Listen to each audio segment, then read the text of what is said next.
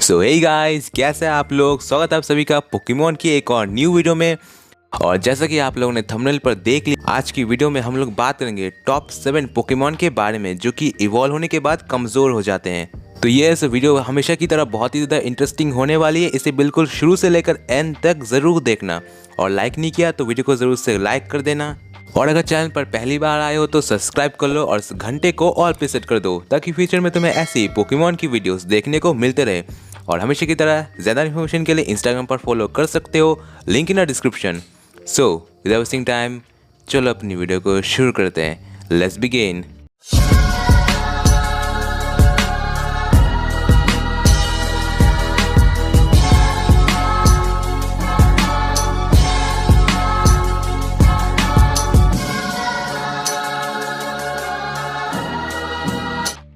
तो नंबर 7 पर जो पोकेमॉन आता है वो है निमकाडा। तो निमकाडा पोकेमॉन है वोइन रीजन का, यानी कि जनरेशन 3 से एक ग्राउंड टाइप का पोकेमॉन है। और अगर आप लोगों को नहीं पता तो मैं बता दूं कि निमकाडा 2 अलग अलग पोकेमॉन में इवॉल्व हो सकता है, जो कि है शेडनिंजा और निंजाक्स। तो अगर सबसे पहले निंजाक्स की बात करें तो इस पोकेमॉन की स्पीड बहुत अच्छी है और इसका जो स्टैक है वो भी काफ़ी अच्छे हैं। पर इसका जो दूसरा एवोल्यूशन फॉर्म है जो कि है शेडनिंजा, उसका अगर स्टैक देखा जाए तो वो बहुत ही अच्छा नहीं है। मतलब जब निमकाडा का टोटल जो स्टैक है वो है 266, पर जब वो इवॉल्व होता है यानी कि शेडनिंजा में इवॉल्व होता है तब उसका जो टोटल स्टैक होता है वो होता है 236, जो कि सचमुच बहुत ही बेकार है। पर ऊपर से इसकी जो HP है वो है 1, पर 1 HP का ये मतलब नहीं कि सिर्फ ये एक ही मूव से हार जाएगा। भले इसकी जो HP है वो बहुत ही कम हो, पर इसके पास एक स्पेशल एबिलिटी है जिस वजह से इस पर कोई भी अटैक यूज़ मतलब इफेक्ट नहीं होता। और जब तक शेडनिंजा के ऊपर कोई सुपर इफेक्टिव मूव यूज़ ना किया जाए तब तक उसे फेंट नहीं किया जा सकता। अब अगर देखा जाए तो निमकाडा को शेडनिंजा में इवॉल्व करने में फ़ायदा भी है और नुकसान भी है। तो नंबर 6 पर जो पोकेमॉन आता है वो है साइथर। साइथर एक बग और फ्लाइंग टाइप का पोकेमॉन है जो कि हमें जनरेशन 1 में पहली बार इंट्रोड्यूस हुआ था। और साइथर के पास एक ही एवोल्यूशन फॉर्म है जो कि है सीजर, और जो हमें जनरेशन 2 में यानी कि जोटो रीजन में पहली बार इंट्रोड्यूस हुआ था। अब अगर देखा जाए तो साइथर को इवॉल्व करने से फ़ायदा भी है और नुकसान भी है। वो आपकी मर्ज़ी है कि आपको साइथर को इवॉल्व करना है या नहीं।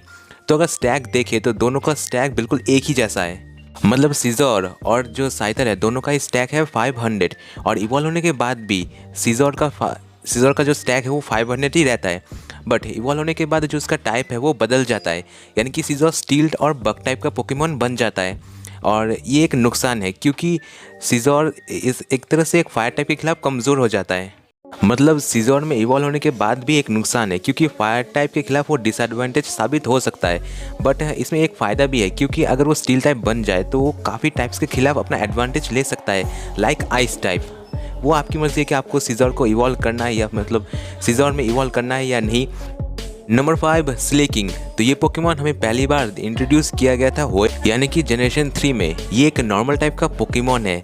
देखा जाए तो स्लेकिंग के पास टोटल 2 प्री एवोल्यूशन फॉर्म है, जिनमें से एक है वीवरॉथ, जो कि सचमुच एक बहुत ही ताकतवर पोकेमॉन है। पर जब वीवरॉथ स्लेकिंग में इवॉल्व होता है तो इवॉल्व होने के बाद इस पोकेमॉन की जो स्टैक है वो एक लेजेंडरी पोकेमॉन के बराबर हो जाती है। मतलब इसकी जो स्टैक है वो 500 को भी क्रॉस कर जाती है, जो कि सचमुच किसी नॉर्मल पोकेमॉन के लिए बहुत ही बड़ी बात है। पर जहाँ पर इस पोकेमॉन की जो बेस स्टैक है वो बहुत ज़्यादा है, पर यहाँ पर एक नुकसान भी है क्योंकि इस पोकेमॉन के पास एक एबिलिटी है जिसका नाम है ट्रूथ एंथ, और ये एबिलिटी इस पोकेमॉन को कमज़ोर बनाती है। इस एबिलिटी में जो स्लेकिंग है वो कंटिन्यूसली अपने ओपोनेंट पर एक ही तरह का मूव इस्तेमाल नहीं कर सकता।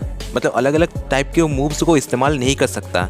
मतलब स्लेकिंग को रुक रुक के अटैक करना होगा। मतलब वो कंटिन्यूसली अपने ओपोनेंट पर एक तरह का अटैक नहीं कर सकता, जो कि एक तरह से एक डिसएडवांटेज भी हो सकता है।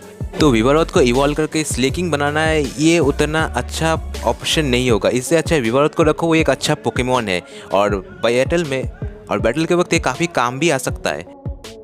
नंबर 4 पर है टोगेकिस और सर्पेरियर। आई नो कि इवॉल्व होने के बाद कोई भी पोकेमॉन अपने प्री एवोल्यूशन फॉर्म से बहुत ज़्यादा पावरफुल बन जाता है, बट पर सर्पेरियर के केस में स्नाइवी और सर्वाइन दोनों के पास ही हाथ होते हैं। पर जब सर्वाइन सर्पेरियर में इवॉल्व होता है तब उसके जो हाथ है वो गायब हो जाते हैं। एंड सेम सिचुएशन होता है टोगेकिस के साथ, मतलब टोगेपी और टोगेटिक दोनों के पास ही हाथ होते हैं और दोनों के पास पंख भी होते हैं। बट जब टोगेटिक टोगेकिस में इवॉल्व होता है तब उसके भी हाथ गायब हो जाते हैं। और कहीं ना कहीं बैटल के वक्त हाथ का होना बहुत ज़रूरी है और ये कहीं ना कहीं एक बैटल में एक तरह से डिसएडवांटेज भी साबित हो सकता है। Number 3 Caterpie. अब कैटरपी एक बहुत ही स्पेशल पोकेमॉन है सभी पोकेमॉन फैंस के लिए। हाँ, क्योंकि पिकाचू के बाद कैटरपी ही ऐश का पहला पोकेमॉन है जिसको कि ऐश ने पकड़ा था। अब अगर देखा जाए तो कैटरपी का जो बेस स्टैक है वो है 195, जो कि हिस्ट्री में सभी पोकेमॉन से सबसे कम है। पर जब कैटरपी मेटापॉट में इवॉल्व होता है तब उसका जो स्टैक है वो 200 को भी क्रॉस कर जाता है, जो कि सचमुच बहुत ही अच्छी बात है। पर अगर आपने पोकेमॉन एपिसोड 2 में मेटापॉड वर्सेस मेटापॉड 2 का बैटल देखा है तो आपको पता होगा कि ये अब तक का सबसे वर्स्ट बैटल क्यों था। अगर ऐसी सिचुएशन आ गई कि दो मेटापॉड आमने सामने आ जाए तो लिटरली ये बैटल कभी खत्म नहीं होने वाली, क्योंकि मेटापॉड के पास सिर्फ एक ही अटैक होता है जो कि होता है हार्डन अटैक, जो कि सामने वाले ओपोनेंट को ज़रा भी डैमेज नहीं करता, बस वो जो अपनी डिफेंस है वो बढ़ा देता है। अब इस वजह से ये पोकेमॉन वर्स्ट तो नहीं पर यूजलेस ज़रूर हो जाता है। बट अगर ये बटर में इवॉल्व हो जाए तो फिर तो मतलब सोने पे सुहागा हो जाएगा, क्योंकि ये पोकेमॉन बाकी के दो यानी कि कैटरपी या आई थिंक मेटापॉड से तो बेहतर ही है। Number 2 polygon. अब पॉलीगॉन पोकेमॉन के पहले यानी कि कैंटो रीजन का एक नॉर्मल टाइप पोकेमॉन है।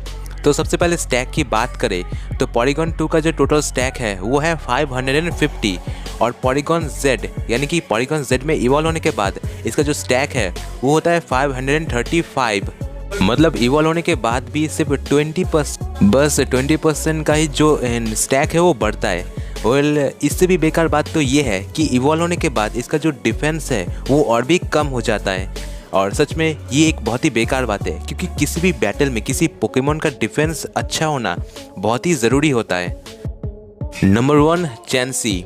तो चैंसी कैंटो रीजन की एक नॉर्मल टाइप पोकेमॉन है और चैंसी के पास टोटल 3 एवोल्यूशन फॉर्म है। पहला एवोल्यूशन है हैप्पीनी और दूसरा जो एवोल्यूशन है वो है चैंसी और आखिरी और तीसरा एवोल्यूशन फॉर्म है ब्लिसी। वैसे तो मेरा ये मानना है कि अगर आप लोग चैंसी को ब्लिसी में इवॉल्व ना करें वही अच्छा है। सबसे पहली वजह तो ये है कि इवॉल्व होने के बाद भी दोनों के स्टैक में कुछ खास अंतर नहीं होता। मतलब ब्लिसी और चैंसी दोनों के स्टैक बिल्कुल एक जैसे होते हैं, एचपी भी बिल्कुल सिमिलर है और बाकी defence attack special defence attacks बाकी सब भी बिल्कुल एक जैसे हैं। दोनों के स्टैक में कुछ खास अंतर नहीं आता। तो बेहतर यही होगा कि चैंसी को ब्लिसी में इवॉल्व ना करो वही अच्छा है, ब्लिसी को इस्तेमाल करो, मतलब चैंसी को इस्तेमाल करो वही अच्छा होगा। सो गाइस, यही थे टॉप 7 ऐसे पोकेमॉन जिनको कि इवॉल्व नहीं करना चाहिए। एंड होप करता है आप लोग को वीडियो पसंद आई होगी। वीडियो पसंद आया तो वीडियो को ज़रूर से एक लाइक कर देना और कमेंट करके ज़रूर बताना कि इनमें से आपका फेवरेट पोकेमॉन कौन सा है। और चैनल पर पहली बार आए हो तो सब्सक्राइब कर लो और इस घंटे को ऑल पे सेट कर दो ताकि फ्यूचर में ऐसी वीडियोस देखने को मिलते रहे। और हमेशा की तरह ज़्यादा इन्फॉर्मेशन के लिए इंस्टाग्राम पर फॉलो कर सकते हो, लिंक इन डिस्क्रिप्शन। और मिलते किसी नेक्स्ट एंड एक्साइटिंग वीडियो में, तब तक के लिए नमस्ते, खुदा हाफिज़, सागर प्रणाम एंड हमेशा की तरह थैंक्स फॉर वॉचिंग।